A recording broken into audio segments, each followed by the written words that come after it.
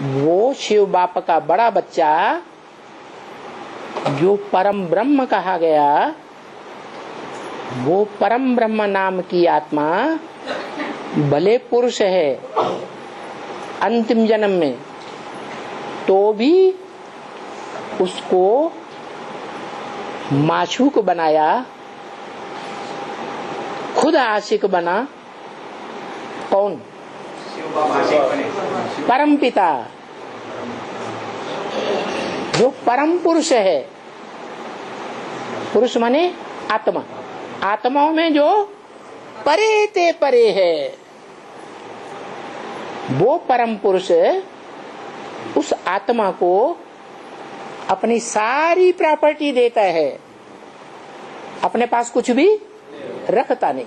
अभी भी कह रहा है क्या, मेरे पास कुछ अब देने को है नहीं, जितना देना था मैंने तुम बच्चों को सब क्या दे दिया है।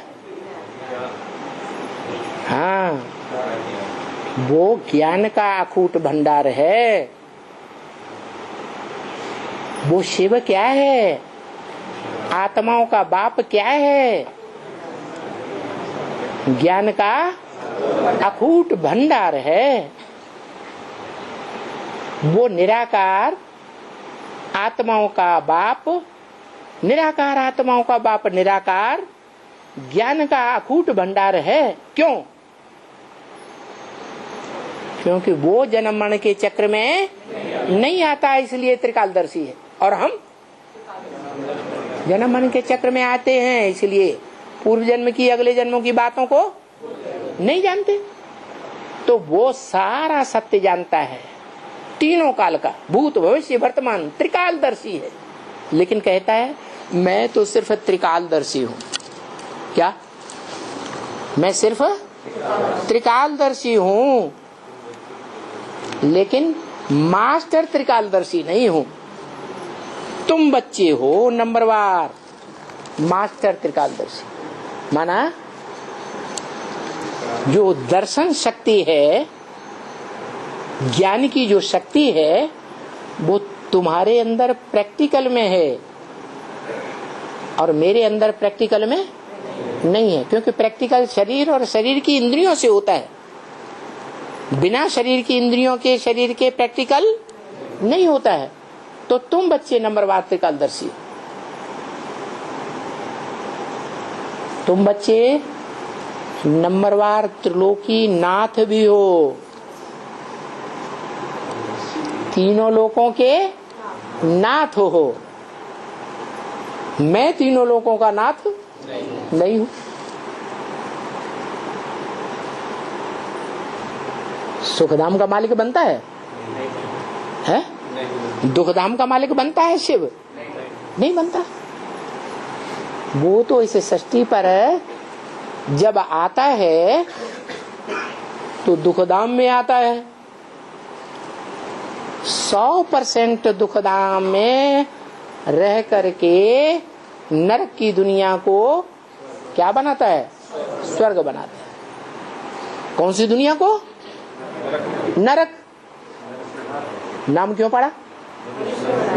नर माने मनुष्य, का माने करने वाला। इस दुनिया को नरक किसने बनाया है? नर ने बनाया, मनुष्यों ने बनाया।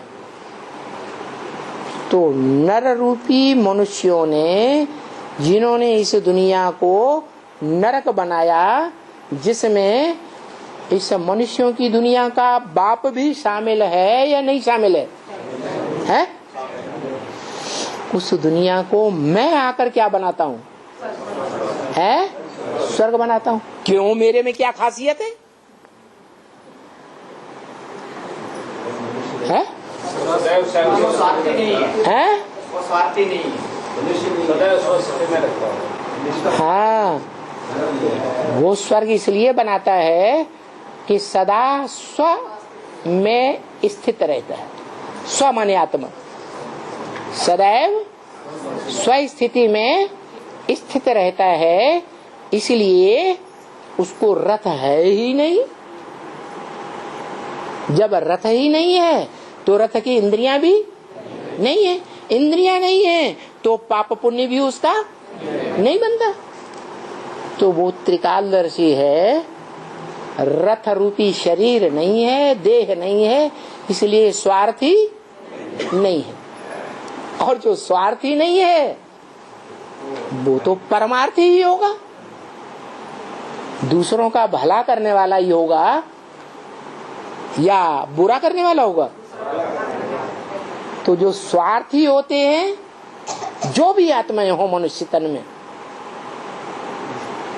आज हो या कल हो जाएं, देव आत्माएं हैं तो स्वार्थी नहीं है। देव आत्माएं संग के रंग में आकर के स्वार्थी बनती हैं तो दुखदाई बन जाती है। स्वार्थी हैं तो दुखदाई है, क्या दुखदाई है। और स्वार्थी नहीं है, स्वस्थिति में स्थित हैं तो सुखदाई। तो सुखदाई बाप आकर के जो सदा सुखदाई सदा शिव है वो क्या बनाता है?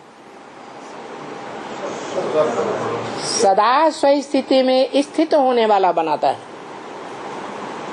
एक जन्म के लिए नहीं, अनेक जन्मों के लिए स्वस्थिति में स्थित होने योग्य बना देता है। इसलिए तुम बच्चे 21 जन्म तक कभी स्वार्थी नहीं बनते। तुम्हें रथ की और रथ की इंद्रियों की इतनी कामना नहीं सताती है।